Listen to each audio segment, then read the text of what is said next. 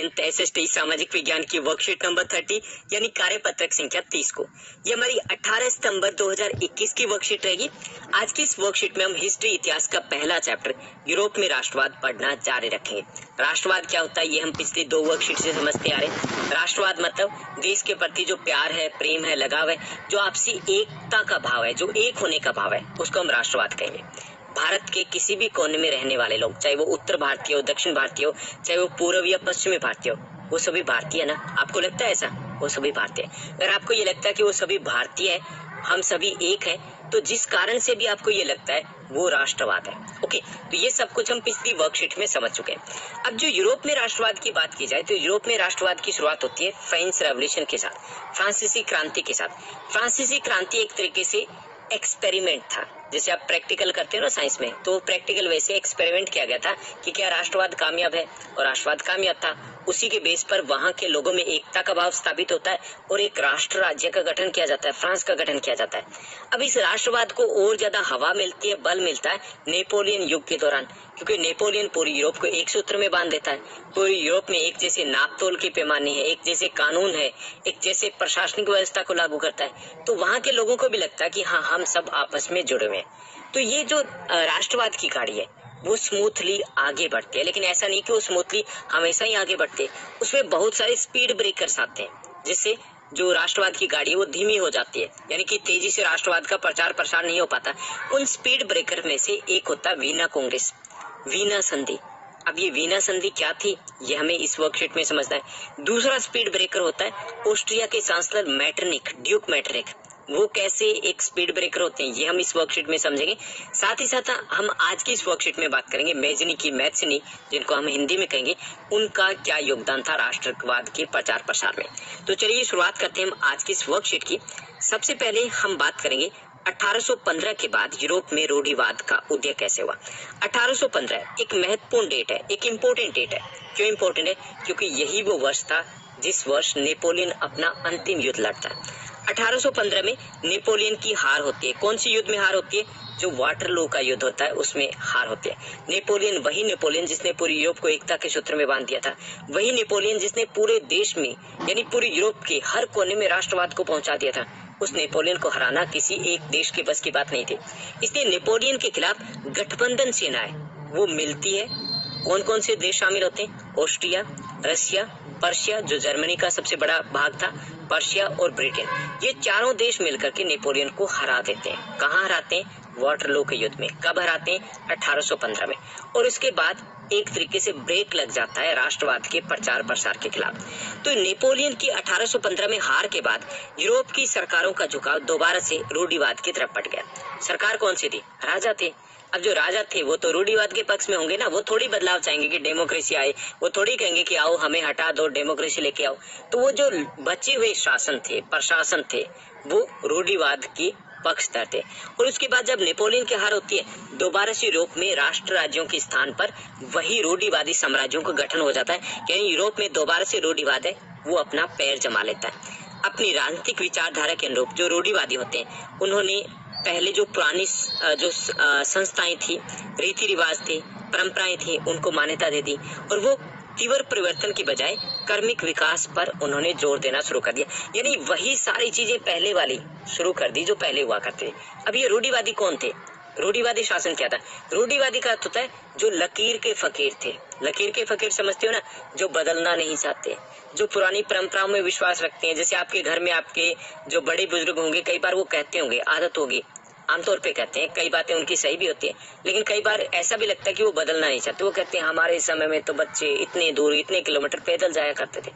आपको बुरा लगता होगा कि पहले जाते थे, अब तो नहीं जाते ना, लगता ना?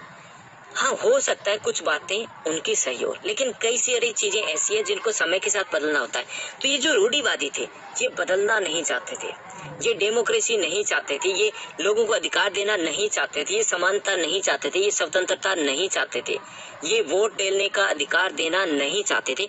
तो जब नेपोलियन की हार होती है, एक बार फिर से यूरोप में रूढ़िवाद का दबदबा स्थापित हो जाता है और जो रूढ़िवादी शासन व्यवस्था होती है वो दोबारा से पुरानी संस्थाओं को, पुराने रीति रिवाजों को, पुरानी परंपराओं को मान्यता दे देते हैं, यानी कि दोबारा से उसी पुराने समय में वो पूरे सभी देशों को ले जाते हैं।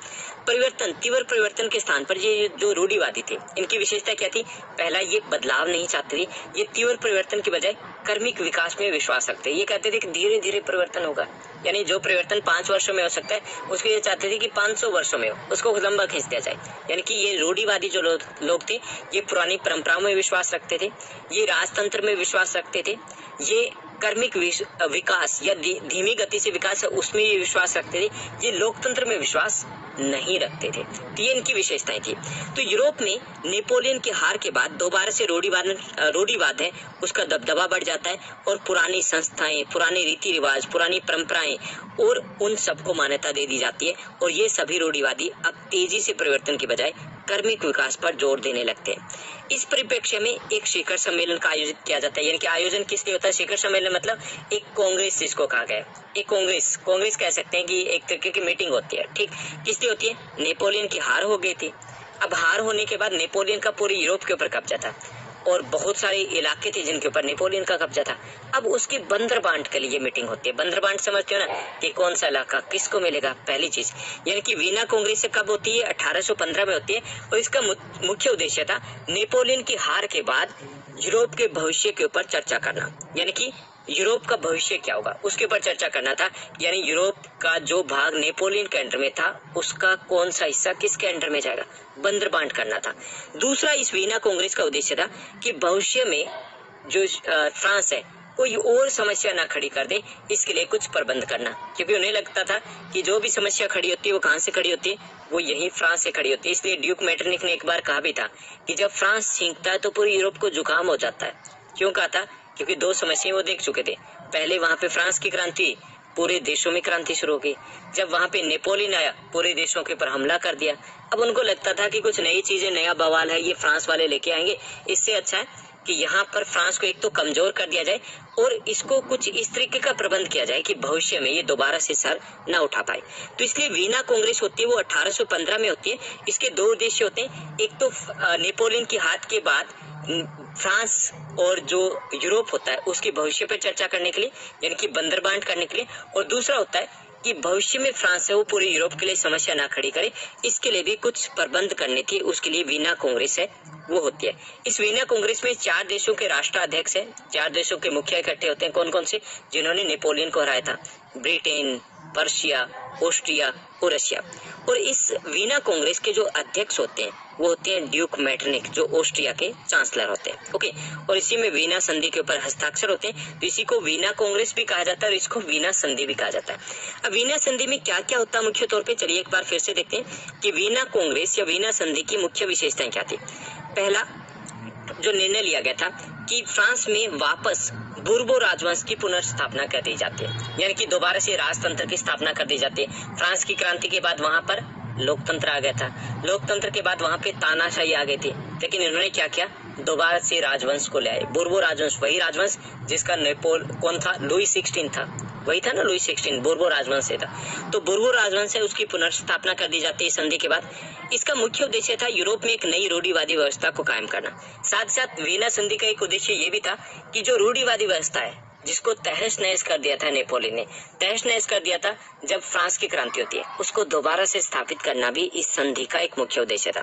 इसके साथ साथ फ्रांस से वो सभी इलाके छीन लिए गए जो नेपोलियन युग के दौरान उसके ऊपर कब्जा किया गया था, वो सारे इलाके छीन लिए गए और आपस में बांट लिए गए। और साथ ही साथ नेपोलियन के सीमा विस्तार को रोकने के लिए, यानी कि भविष्य में जो फ्रांस है, नेपोलियनी फ्रांस के सीमा विस्तार को रोकने के लिए, यानी फ्रांस भविष्य में पूरे यूरोप के लिए समस्या न बने, इसलिए फ्रांस की सीमाओं पर कुछ नए राज्यों की भी स्थापना की गई। यानी ये 4 प्रमुख विशेषताएं थी। पहली विशेषता ये थी कि फ्रांस में दोबारा से बुर्बो राजवंश की स्थापना की गई, यानी कि रूढ़िवादी शासन को अपना लिया गया। दूसरा, ये निर्णय लिया गया इस वीना संधि में कि पूरे यूरोप में रूढ़िवादी शासन व्यवस्था को कायम करवाया जाएगा दोबारा से। तीसरा जो विशेषता ये थी कि फ्रांस ने जितने भी प्रदेश जीते थे वो सभी विजित प्रदेशों को उससे छीन लिया गया। चौथी विशेषता इस संधि की ये थी कि फ्रांस की सीमा पर कई नए राज्यों का गठन किया गया, जैसे बेल्जियम हो गया, स्विट्जरलैंड हो गया, हॉलैंड हो गया, इस प्रकार के नए राज्यों का गठन किया गया ताकि फ्रांस है उसको चारों तरफ से घेरा जाए, भविष्य में वो पूरे यूरोप के लिए समस्या खड़ी ना करे। तो ये सब कुछ विशेषताएं थी 1815 की वीना कांग्रेस की। तो ये थी एक बड़ा ब्रेकर था जो राष्ट्रवाद के मार्ग में था, राष्ट्रवाद के रास्ते में था, क्योंकि राष्ट्रवाद जो सरपट दौड़ रहा था, आगे बढ़ रहा था, उसके ऊपर ब्रेक लगा दिए थे वीना कांग्रेस ने, क्योंकि ये वापस रूढ़िवादी व्यवस्था को लेकर के आ गए थे। इसके साथ साथ ये जो कुछ भी हो रहा था 1814 से लेकर के 1848 के बीच में यूरोप में, उसमें सबसे अहम योगदान ड्यूक मेटरनिक का था। अब ये मेटरनिक भाई कौन थे? मेटरनिक थे, इनका जन्म 15 मई 1773 को हुआ था। ओके, वे ऑस्ट्रिया के चांसलर थे। चांसलर समझते हो? चांसलर मतलब जैसे हमारे देश में प्रधानमंत्री होते हैं ना, ऐसे चांसलर होते हैं। ऑस्ट्रिया में आज ही चांसलर है। ऐसे जर्मनी में आपने पढ़ा होगा, समझा होगा या टीवी में देखा होगा, वहां पर आज भी चांसलर ही होते हैं। ओके, चांसलर कह लीजिए, प्रधानमंत्री कह लीजिए, एक ही बात है। तो ये ऑस्ट्रिया के चांसलर थे और 1814 से लेकर के 1848 के काल में उन्होंने यूरोप की राजनीति में महत्वपूर्ण भूमिका निभाई थी। यानी यूरोप में जो भी पत्ता हिलता था वो इनकी मर्जी के बिना नहीं हिला करता था। यूरोप के राजनीतिक हालातों पर टिप्पणी करते हुए उन्होंने एक बार कहा था कि यदि फ्रांस छींकता है तो पूरी यूरोप को जुकाम हो जाता है। ये ऐसा किस लिए कहा था? अभी मैंने बताया था कि फ्रांस में जो कुछ भी हलचल होती थी पूरे यूरोप के लिए समस्या खड़ी हो जाती थी। फ्रांस की क्रांति हुई, पूरे यूरोप में क्रांति शुरू हो गई। फ्रांस में नेपोलियन का उदय हुआ, पूरे यूरोप पर कब्जा जमा लिया। इसलिए उन्होंने कहा था कि जब फ्रांस छींकता है तो पूरी यूरोप को जुकाम हो जाता है। इसलिए वीना संधि के दौरान कोशिश की गई थी कि फ्रांस के इस जुकाम का परमानेंट इलाज कर दिया जाए, इसीलिए तो वीना कांग्रेस होती है। वीना संधि में भी इनकी महत्वपूर्ण भूमिका रही थी। नेपोलियन युद्ध के उपरांत, यानी कि नेपोलियन युद्ध के बाद जो यूरोप की पुनर्रचना थी, यानी कि दोबारा से जो रूढ़िवादी शासन व्यवस्था थी उनको स्थापित किया गया था, उसकी पुनर्स्थापना में भी इनकी महत्वपूर्ण भूमिका थी। यानी 1814 से लेकर के 1848 के बीच में जो भी बड़ी घटनाएं घटी थी उसमें कहीं न कहीं इन्हीं बंदे का, यानी कि ड्यूक मेटरनिक का बड़ा हाथ था। नेपोलियन की हार में, वीना संधि में और यूरोप में रूढ़िवादी शासन व्यवस्था की पुनर्स्थापना में, इन सभी में बड़ा योगदान इन्हीं ड्यूक मेटरनिक का था। उसके बाद हम बात करेंगे जोसेफी मैज़्ज़नी, जिनको हम इंग्लिश में मैज़्ज़नी के नाम से जानते हैं। अब मैज़्ज़नी कौन थे? ये इटली के क्रांतिकारी थे। इनका भी राष्ट्रवाद के प्रचार प्रसार में बहुत बड़ी भूमिका थी। इनका जन्म 1807 में जेनेवा में होता। जेनेवा जो कि अभी वर्तमान में स्विट्जरलैंड में। कुछ समय के पश्चात वह कार्बोनरी, एक सीक्रेट सोसाइटी थी, उसके सदस्य बन गए। सीक्रेट सोसाइटी समझते हो ना, कि जो सरकार अलाउ नहीं करती। जैसे हमारे देश में भी जब आजादी का आंदोलन चल रहा था तो इस प्रकार की कई सारी सीक्रेट सोसाइटी थी, जैसे हिंदुस्तान सोशलिस्ट रिपब्लिक, भगत सिंह, सुखदेव, आजाद, राजगुरु, उनकी एक सीक्रेट सोसाइटी थी। तो ऐसे ही वहां पर कार्बोनरी एक सीक्रेट सोसाइटी होती है, उसके वो सदस्य बन जाते हैं। ये जो सीक्रेट सोसाइटी थी, इनके उद्देश्य थे विदेशों में, विभिन्न देशों में राष्ट्रवाद का प्रचार प्रसार करना और जो राजतंत्र है, रूढ़िवादी शासन व्यवस्था, उसको उखाड़ फेंकना। क्योंकि जो रूढ़िवादी शासक थे वो शक्ति में थे, तो इसलिए इनको छुप के रहना पड़ता था। तो इसलिए 1807 में इनका जेनेवा में जन्म होता है और कुछ समय के बाद वो कार्बोनरी, एक गुप्त सीक्रेट सोसाइटी होती है, उसके सदस्य बन जाते हैं। 24 साल की युवावस्था में वो लिगुरिया है, वहां पर क्रांति करने के लिए उनको 1831 में देश निकाला दे दिया जाता है। देश निकाला मतलब उनको देश से बाहर निकाल दिया जाता है, प्रतिबंध लगा दिया जाता है कि आप वापस यहाँ पर नहीं लौटोगे, क्योंकि उन्होंने उस क्रांति में भाग लिया था। उसके पश्चात उन्होंने 2 और सीक्रेट सोसाइटी की स्थापना की जो बहुत इंपॉर्टेंट थी। ये आपके क्वेश्चन भी बहुत इंपॉर्टेंट बनेंगे। एक था मार्सेई में उन्होंने यंग इटली की स्थापना की थी। मार्सेई जो है वो फ्रांस में, यंग इटली एक सीक्रेट सोसाइटी, उसकी स्थापना की थी। ऐसी बर्न जो कि स्विट्जरलैंड में, वहां पे यंग यूरोप की स्थापना की थी। यानी कि 2 बड़े संगठन इन्होंने बनाए थे, यंग इटली और यंग यूरोप। इनका मुख्य उद्देश्य क्या था? इन दोनों का मुख्य उद्देश्य वही था, राष्ट्रवाद का प्रचार प्रसार करना, राजतंत्र को जो जड़ से उखाड़ फेंकना, लोकतंत्र की स्थापना के लिए प्रयास करना, लोगों को जागरूक करना उनके अधिकारों को लेकर के। ये सारे कार्य थे इन सीक्रेट सोसाइटीज के। मैज़्ज़नी राजतंत्र का जोरदार विरोधी था, यानी कि राजतंत्र के बिल्कुल ही खिलाफ था। ये नहीं चाहता था कि राजतंत्र हो, ये चाहते थे कि लोकतंत्र की स्थापना होनी चाहिए जिसमें लोगों के पास अधिकार हो। और इसीलिए जो इनके विरोध कार्य थे, विरोध कार्यों के कारण रूढ़िवादियों के मन में इनको लेकर के एक डर पेट गया था। उन्हें लगता था कि ये बंदा कुछ न कुछ करके छोड़ेगा, हमें उखाड़ के छोड़ेगा। तो इसीलिए जो मेटरनिक है, इन्होंने एक बार मैज़्ज़नी को कहा था कि ये हमारी सामाजिक व्यवस्थाओं का सबसे खतरनाक दुश्मन है। क्यों कहा था? क्योंकि वो उस वक्त सबसे बड़ा चेहरा था, सबसे बड़े नेता थे जो रूढ़िवादी शासन व्यवस्था के खिलाफ संघर्ष कर रहे थे। अब मेटरनिक कौन थे? राजा थे। कौन सी शासन व्यवस्था में विश्वास रखते थे? रूढ़िवादी थे, क्योंकि जो राजतंत्र था वो रूढ़िवादी में ही तो आता था। इसलिए मेटरनिक को भी डर लगता था इनसे। इसलिए मेटरनिक ने कहा था कि जो मैथ्सनी है, जो मेजनी है, वो हमारी सामाजिक शासन व्यवस्था का, ये समाज का सबसे खतरनाक दुश्मन है। तो ये था हमारे आज की इस वर्कशीट का कंटेंट, जिसमें हमने 3 इंपॉर्टेंट टॉपिक डिस्कस किए। वीना कांग्रेस, उसकी प्रमुख विशेषताएं क्या थी, ड्यूक मैटरनिक के बारे में हमने समझा, कौन थे, इनके क्या कार्य थे, और मेजनी कौन थे और इनका क्या योगदान था राष्ट्रवाद के प्रचार प्रसार में। अब हम सेकंड सेगमेंट में बात करेंगे प्रश्नोत्तर की। कुछ आसान से, बेहद आसान से प्रश्न दिए गए आज की इस वर्कशीट में। पहला जो हमारा प्रश्न दिया गया, वीना संधि की कुछ प्रमुख विशेषताओं का वर्णन करना है। सिर्फ हमें प्रमुख विशेषताएं बतानी। पहली विशेषता थी, फ्रांस में वीना कांग्रेस के दौरान राजतंत्र की पुनर्स्थापना की गई, यानी कि दोबारा से राजतंत्र है उसको स्थापित कर दिया गया फ्रांस में। दूसरी विशेषता थी, फ्रांस से सभी विजित इलाके थे वो छीन लिए गए थे, उसके बंदर बांट कर ली, चारों ने आपस में बांट लिए। तीसरी विशेषता थी, फ्रांस के सीमा विस्तार पर रोक के लिए नए राज्यों का गठन किया गया, जैसे स्विट्जरलैंड हो गया, हॉलैंड यानी कि नीदरलैंड हो गया, बेल्जियम हो गया, इस प्रकार के नए राज्यों का गठन किया गया। यानी कि 3 प्रमुख विशेषताएं थी इस वीना संधि की। फ्रांस में राजतंत्र की पुनर्स्थापना की गई, फ्रांस से सभी जीते हुए इलाके छीन लिए गए, और फ्रांस के सीमा विस्तार पर रोक करने के लिए फ्रांस की सीमाओं पर कुछ नए राज्यों का गठन किया गया। उसके बाद दूसरा प्रश्न देखेंगे, सेकंड हमारा क्वेश्चन रहेगा, मेटरनिक की भूमिका का वर्णन कीजिए। तो मेटरनिक कौन थे? मेटरनिक ऑस्ट्रिया के चांसलर थे। 1814 से लेकर के 1848 के बीच में यूरोप की राजनीति में मेटरनिक ने महत्वपूर्ण भूमिका निभाई थी। नेपोलियन को हराने और वीना कांग्रेस में सबसे महत्वपूर्ण भूमिका भी मेटरनिक की ही थी। यूरोप में रूढ़िवादी शासन की स्थापना भी मेटरनिक की सक्रिय भूमिका थी। यानी 1814 से 1848 के बीच में जो भी यूरोप में होता है, जो कुछ भी होता है, उसमें कहीं न कहीं हाथ पैर मेटरनिक का जरूर होता था। तो ये थे मेटरनिक, कौन थे और उनकी क्या भूमिका रही। उसके बाद हमारा तीसरा प्रश्न रहेगा। तीसरा प्रश्न है, मेटरनिक ने मेजनी या फिर मैथ्सनी को हमारी सामाजिक व्यवस्थाओं का सबसे खतरनाक दुश्मन क्यों माना, और वह किस सामाजिक व्यवस्था की बात करें ये हमें बताना है। तो मेजनी राजतंत्र का विरोधी था और लोकतंत्र की स्थापना करना चाहता था, इसलिए मेटरनिक ने उसे सामाजिक व्यवस्थाओं का सबसे खतरनाक दुश्मन माना था। यहाँ सामाजिक व्यवस्थाओं का अर्थ था रूढ़िवादी शासन से, क्योंकि मेजनी जो था वो रूढ़िवादी शासन व्यवस्था के खिलाफ था और मेटरनिक था वो रूढ़िवादी शासन व्यवस्थाओं में विश्वास रखता था। इसलिए उन्हें लगता था ये सामाजिक व्यवस्थाओं का, यानी कि रूढ़िवादी शासन व्यवस्थाओं का सबसे बड़ा दुश्मन है वो मेजनी या फिर मैथ्सनी है। तो ये था हमारा तीसरा प्रश्न। चलिए आगे बढ़ते हैं और पढ़ते हैं, समझते हैं चौथे प्रश्न को। चौथा और अंतिम हमारा फोर्थ क्वेश्चन रहेगा आज की इस वर्कशीट का।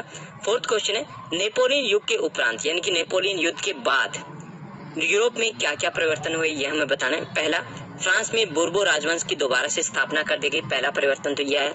दूसरा, रूढ़िवादी परंपराओं और शासन व्यवस्थाओं को पुनः मान्यता दे दी गई, यानी कि जैसा पहले होता था वो सब कुछ दोबारा से रीसेट कर दिया गया। तीसरा, तीव्र परिवर्तन के स्थान पर अब कर्मिक विकास पर जोर दिया जाने लग गया कि बदलाव तो लेके आइए लेकिन धीरे धीरे बदलाव होने चाहिए, इस पर जोर ज्यादा दिया गया यूरोप में नेपोलियन युग के बाद। तो ये थी हमारी आज की बेहद आसान वर्कशीट। उम्मीद करता हूँ सब कुछ आपको अच्छे से समझ में आया।